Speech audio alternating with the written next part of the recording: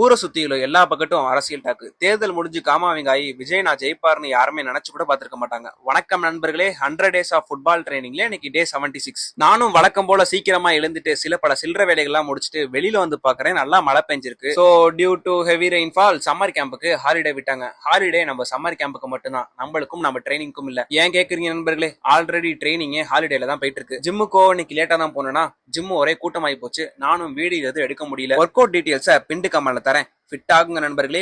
நானும் ஜிம்மை முடிச்சுட்டு வீட்டுக்கு வந்துட்டு ஆபீஸ் கிளம்புறதுக்கு ரெடி ஆகிட்டேன். நம்ம எவ்வளவு சீக்கிரமா கிளம்பி போறோமோ அவ்வளவு சீக்கிரமா வீட்டுக்கு வந்துடலாம். நானும் காலை பிரேக்ஃபாஸ்ட் 2 முட்டையோட வச்சு முடிச்சுட்டு ராஜன் நம்ம கூட வரேன்னு சொன்னா நான் சீக்கிரமா கிளம்பிட்டேன். அவனுக்காக வெயிட் பண்ணிட்டு இருந்தேன். இன்னைக்கு ஃபுட்பால் ட்ரைனிங்க்கு போக முடியல நண்பர்களே. சண்டே நடந்த கேம்ல காலிலே போட்டானுங்க போல, ஆங்கிள் பெயினா இருக்கு. ராஜன் இருக்கனால மஜாவா அவனோட காடியில ஏறி சீக்கிரமா கொஞ்சம் ஆபீஸ்க்கு போயிட்டு இருக்கோம். நானும் வேலையெல்லாம் முடிச்சுட்டு திரும்பி ராஜன் தான் நம்மள பிக்கப் பண்ணிக்க வருவோம். அப்கமிங் டேஸ்ல என்னோட ஃபுட்பால் ட்ரைனிங்கை எப்படி மெயின்டைன் பண்ணி கொண்டு போறேன்னு தெரியல நண்பர்களே.